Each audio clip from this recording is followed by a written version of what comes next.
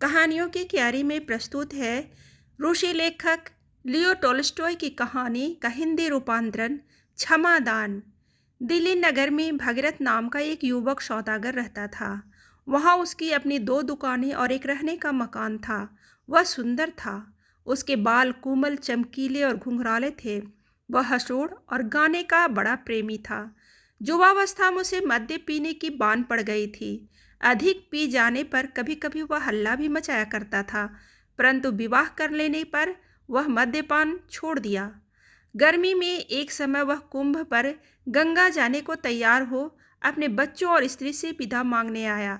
स्त्री बोली, प्राणनाथ आज ना जाइए, मैंने बुरा सपना देखा है। भगीरथ, प्रिय, तुम्हें भय है कि मैं मेले में जाकर तुम्हें भूल जाऊंगा। स्त्री, यह तो मैं नहीं जानती कि क्यों डरती हूँ। केवल इतना जानती हूँ कि मैंने बुरा स्वप्न देखा है। मैंने देखा है कि जब तुम घर लौटे हो तो तुम्हारे बाल श्वेत हो गए हैं। भगीरथ, यह तो शगुन है। देख लेना, मैं सारा माल बेच मेले से तुम्हारे लिए अच्छी अच्छी चीज़ें लाऊंगा। यह कह गाड़ी पर बैठ वह चल दिया। आधी दूर जाकर उसे एक सौदागर मिला जिससे उसकी जान पहचान थी। वे दोनों रात को एक ही सराय में ठहरे। संध्या समय भोजन कर पास की कोठरियों में सो गए। भगीरथ को सवेरे जाग उठने का अभ्यास था। उसने यह विचार करके कि ठंडे ठंडे राह चलना सुगम होगा, मुंह अंधेरे उठ गाड़ी तैयार कराई और भटियारे के दाम चुकाकर चलता बना। 25 कोस जाने पर घोड़ों को आराम देने के लिए एक सराय में ठहरा और आंगन में बैठकर सितार बजाने लगा। अचानक एक गाड़ी आई। पुलिस का एक कर्मचारी और 2 सिपाही उतरे। कर्मचारी उसके समीप आकर पूछने लगा कि तुम कौन हो और कहाँ से आए हो। वह सब कुछ बतलाकर बोला कि आइए भोजन कीजिए, परंतु कर्मचारी बार बार यही पूछता था कि तुम रात को कहाँ ठहरे थे, अकेले थे या कोई साथ था, तुमने साथी को आज सवेरे देखा या नहीं, तुम मुंह अंधेरे क्यों चले आए। भगीरथ को अचंभा हुआ कि बात क्या है, वह प्रश्न क्यों पूछे जा रहा है। बोला, आप तो मुझसे इस भांति पूछते हैं जैसे मैं कोई चोर या डाकू हूँ। मैं तो गंगा स्नान करने जा रहा हूँ, आपको मुझसे क्या मतलब है। कर्मचारी, मैं इस प्रांत का पुलिस अफसर हूँ और यह प्रश्न इसलिए करता हूँ कि जिस सौदागर के साथ तुम कल रात सराय में सोए थे वह मार डाला गया। हम तुम्हारी तलाशी लेने आए हैं। यह कहकर उसने असवाब की तलाशी लेने लगा। एकाएक थैले में से एक छुरा निकला। वह खून से भरा हुआ था। यह देखकर भगीरथ डर गया। कर्मचारी, यह छुरा किसका है, इस पर खून कहाँ से लगा। भगीरथ चुप रह गया। उसका कंठ रुक गया। हिचकता हुआ कहने लगा, मेरा नहीं, मैं नहीं जानता। कर्मचारी, आज सवेरे हमने देखा कि वह सौदागर गला काटे चारपाई पर पड़ा है। कोठरी अंदर से बंद थी, सिवाय तुम्हारे भीतर कोई न था। अब यह खून से भरा हुआ छुरा इस थैले में से निकला। तुम्हारा मुख ही गवाही दे रहा है, बस तुमने ही उसे मारा है। बतलाओ किस तरह मारा और कितने रुपये चुराए हैं। भगीरथ ने सौगंध खाकर कहा, मैंने सौदागर को नहीं मारा।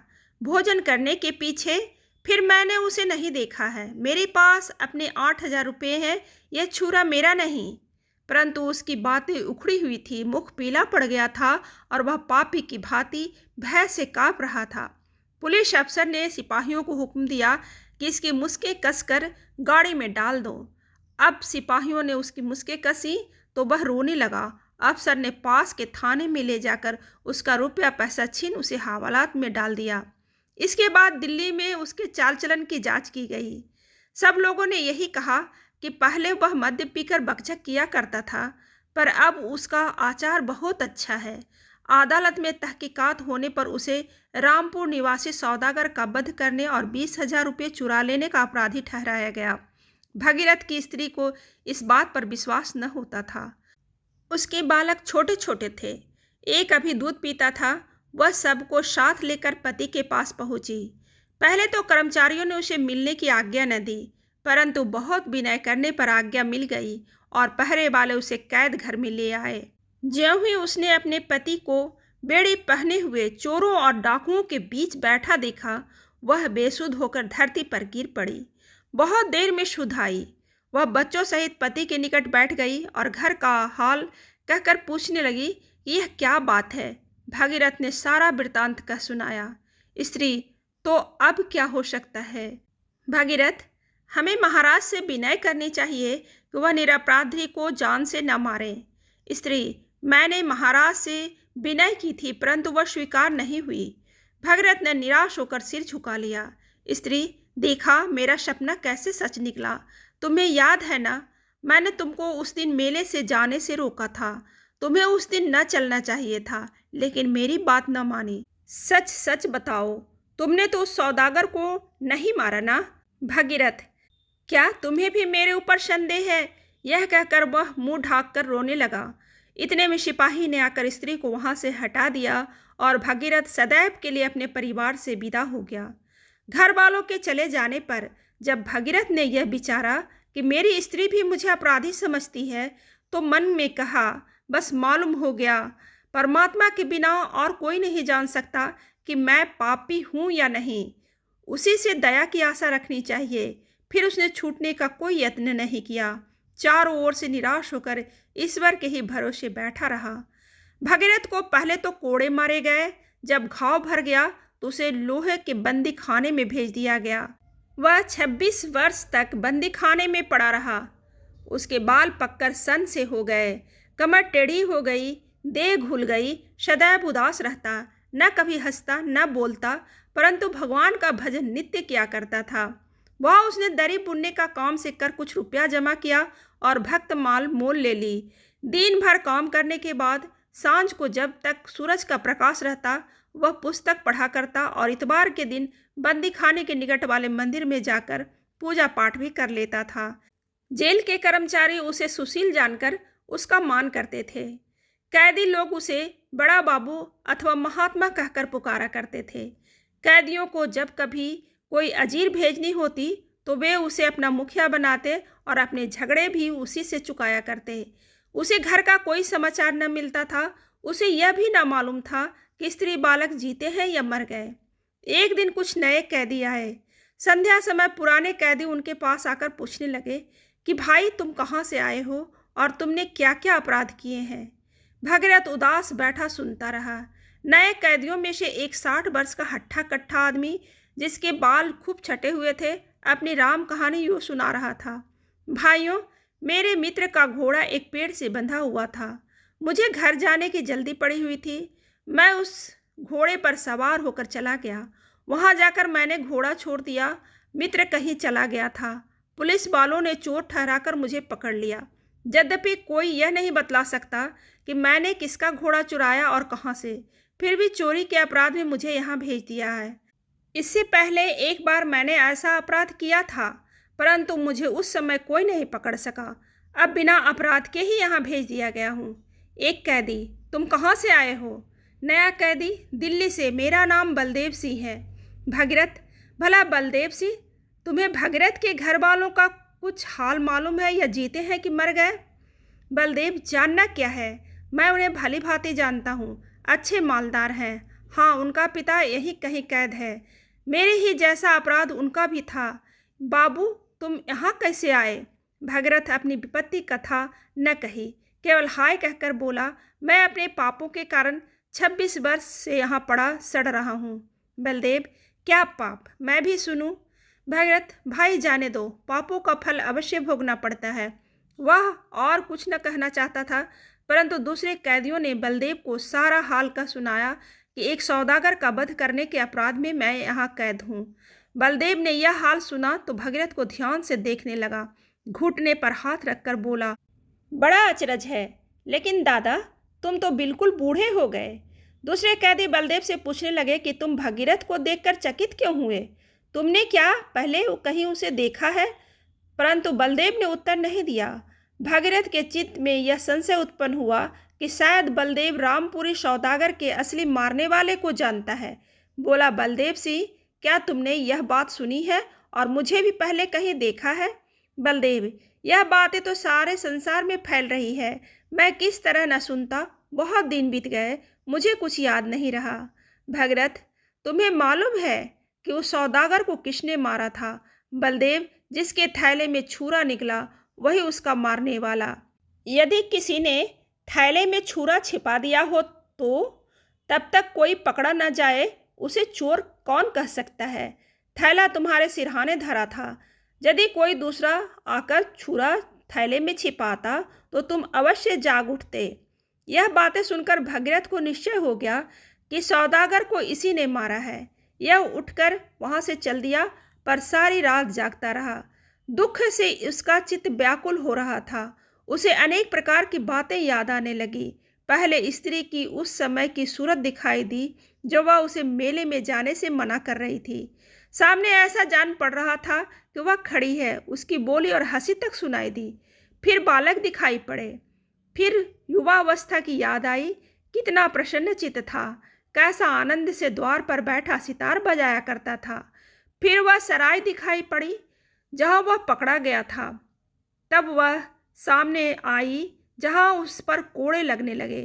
फिर बेड़ी और बंदी खाना, फिर बुढ़ापा और 26 वर्ष का दुख। यह सब बातें उसकी आंखों में फिरने लगी। वह इतना दुखी हुआ कि जी में आया कि अभी प्राण दे दूं। हाय, इस बलदेव चंडाल ने यह क्या किया? मैं तो अपना सर्वनाश करके भी इससे बदला अवश्य लूंगा। सारी रात भजन करने पर भी उसे शांति नहीं हुई। दिन में उसने बलदेव को देखा तक नहीं। 15 दिन बीत गए। भगीरथ की यह दशा थी कि न रात को नींद न दिन को चैन। क्रोधाग्नि में जल रहा था। एक रात वह जेल खाने में टहल रहा था कि उसने कैदियों के सोने के चबूतरे के नीचे से मिट्टी गिरते देखी। वह वहीं ठहर गया कि देखूं मिट्टी कहाँ से आ रही है। सहसा बलदेव चबूतरे के नीचे से निकल गया और भय से कांपने लगा। भगीरथ आंखें मूंद कर आगे जाना चाहता था कि बलदेव ने उसका हाथ पकड़ लिया और बोला, देखो, मैंने जूतों में मिट्टी भर के बाहर फेंक कर यह सुरंग लगाई है। चुप रहना, मैं तुमको यहाँ से भगा देता हूँ। यदि शोर करोगे तो जेल के अफसर मुझे जान से मार डालेंगे, परंतु याद रखो कि तुम्हें मार कर मरूंगा, यूं नहीं मरूंगा। भागीरथ अपने शत्रु को देखकर क्रोध से कांप उठा और हाथ छुड़ाकर बोला, मुझे भागने की इच्छा नहीं, और मुझे मारे तो तुम्हें 26 वर्ष हो चुके। रही यह हाल प्रकट करने की बात, जैसी परमात्मा की आज्ञा होगी वैसा होगा। अगले दिन जब सब कैदी बाहर काम करने लगे तो सुरंग वालों ने सुरंग की मिट्टी बाहर पड़ी देख ली। खोज करने पर सुरंग का पता चल गया।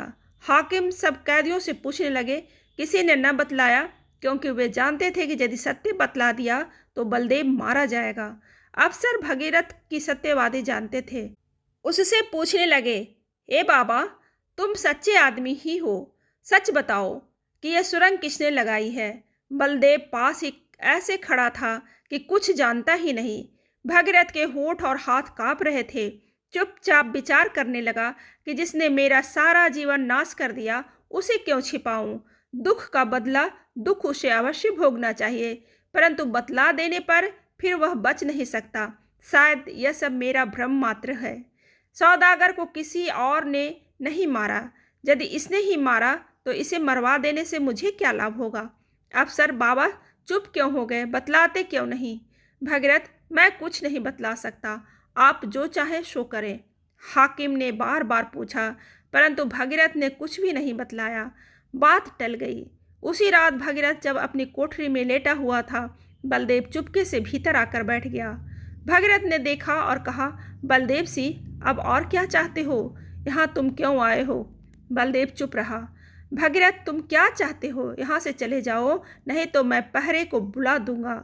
बलदेव पांव पकड़कर, भगीरथ, मुझे क्षमा करो, क्षमा करो। बलदेव, मैंने उस सौदागर को मारकर छुरा तुम्हारे थैले में छिपाया था। मैं तुम्हें भी मारना चाहता था, परंतु बाहर से आहट हो गई। मैं छुरा थैले में रखकर भाग निकला। भगीरथ चुप हो गया, कुछ नहीं बोला। बलदेव, भाई भगीरथ, भगवान के वास्ते मुझ पर दया करो, मुझे क्षमा करो। मैं कल अपना अपराध अंगीकार कर लूँगा। तुम छूटकर अपने घर चले जाओगे। भगीरथ, बातें बनाना सहज है। 26 वर्ष के इस दुख को देखो। अब मैं कहाँ जा सकता हूँ? स्त्री मर गई, लड़के भूल गए, अब तो मेरा कोई ठिकाना नहीं है। बलदेव धरती से माथा फोड़कर रोने लगा। मुझे कोड़े लगने पर भी इतना कष्ट नहीं हुआ था जो अब तुम्हें देखकर हो रहा है। तुमने दया करके सुरंग की बात नहीं बतलाई। क्षमा करो, क्षमा करो, मैं अत्यंत दुखी हो रहा हूँ। यह कहकर बलदेव धाड़ मारकर रोने लगा। भगीरथ के नेत्रों से भी जल की धारा बह निकली। बोला, पूर्ण परमात्मा तुम पर दया करें। कौन जाने कि मैं अच्छा हूं अथवा तुम अच्छे हो। मैंने तुम्हें क्षमा किया। अगले दिन बलदेव सिंह ने स्वयं कर्मचारियों के पास जाकर सारा हाल सुनाकर अपना अपराध मान लिया। परंतु भगीरथ को छोड़ देने का जब पैगाम आया तो उसका देहांत हो चुका था।